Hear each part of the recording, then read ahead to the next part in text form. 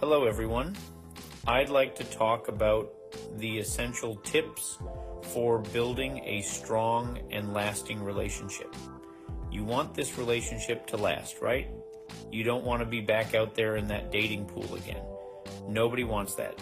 Whether you're in a new relationship or have been together for years, these principles will help you handle conflicts calmly, communicate effectively, and nurture a secure bond.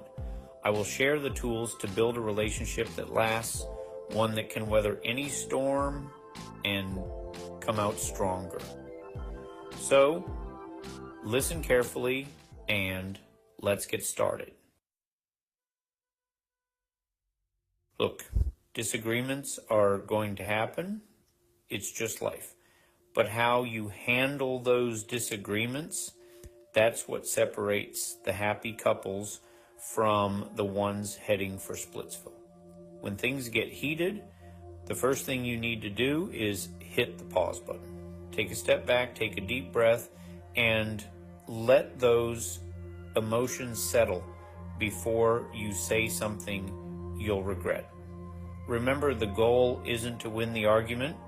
It's about understanding each other and finding a solution that works for both of you.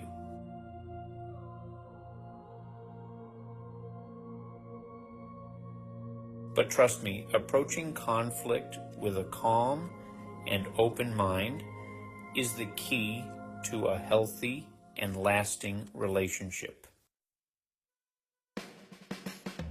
When you're addressing an issue, don't just tell your partner what they did. Tell them how it made you feel. Instead of saying, "You never do the dishes," try saying, "I feel overwhelmed and unappreciated when I'm always the one stuck doing the dishes." See the difference? When you express your feelings, your partner can understand where you're coming from. They're not mind readers, you know. By focusing on your emotions, you're more likely to have a productive conversation without putting your partner on the defensive. Remember, it's not about placing blame. It's about expressing your needs and finding a way to meet them together. You're a team, remember? Let me tell you something. The silent treatment, it's a relationship killer. It's like taking a sledgehammer to the foundation of your relationship. When you shut down and refuse to communicate, you're building walls instead of bridges. You're letting resentment fester and grow. And trust me, that resentment will poison everything good in your relationship. If you need some time to cool off, that's perfectly fine. Just communicate it to your partner. Say, "I need a little space to process this, but I promise we'll talk about it later." See, even in the heat of the moment, a little communication can go a long way. Build emotional capacity. Listen, life throws curveballs. It's how you handle those curveballs as a couple that determines your strength. When one of you is down, the other needs to be there to pick them up, to offer support and understanding.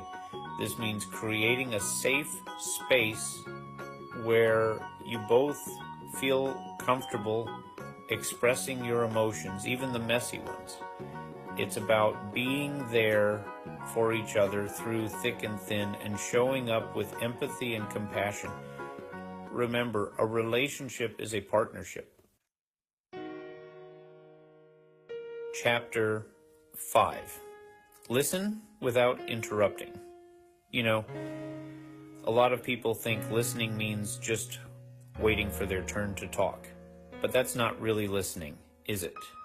Really listening means putting your own agenda aside and trying to understand things from your partner's perspective. It's about paying attention to their words, their body language, their tone of voice. It's about making them feel heard and validated. even if you don't agree with everything they're saying.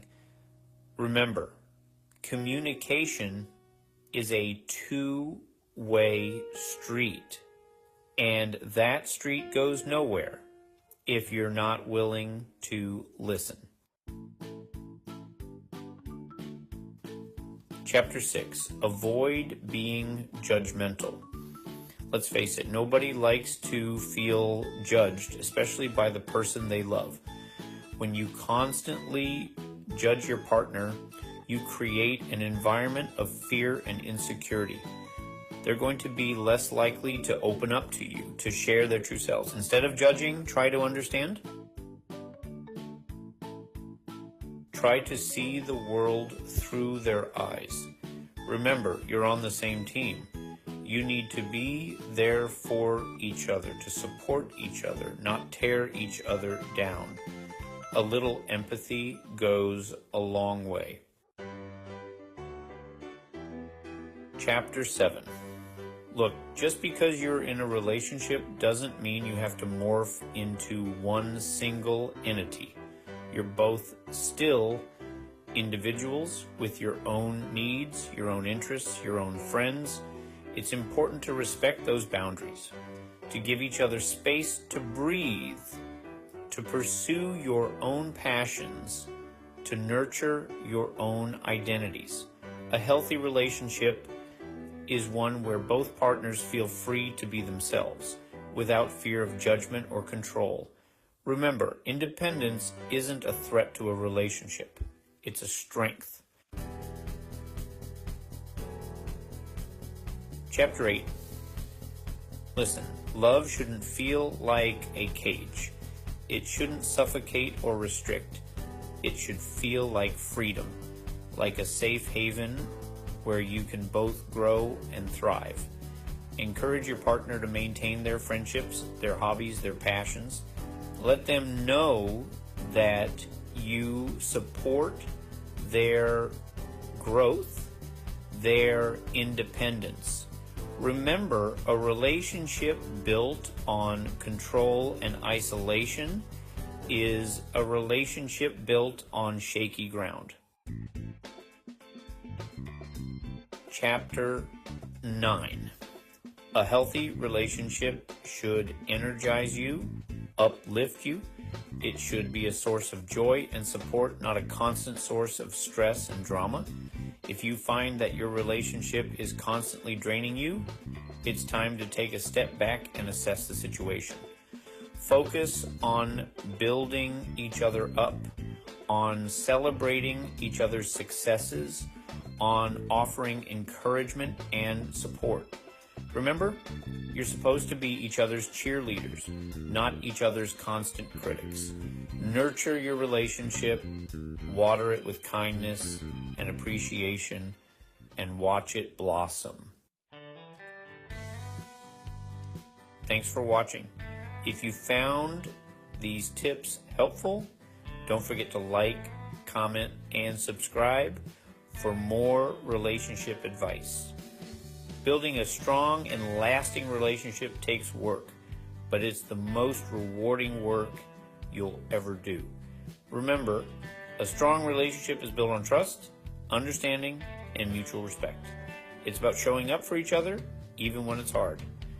It's about choosing each other every single day. So, go out there and make your relationship the best it can be. See you in the next video.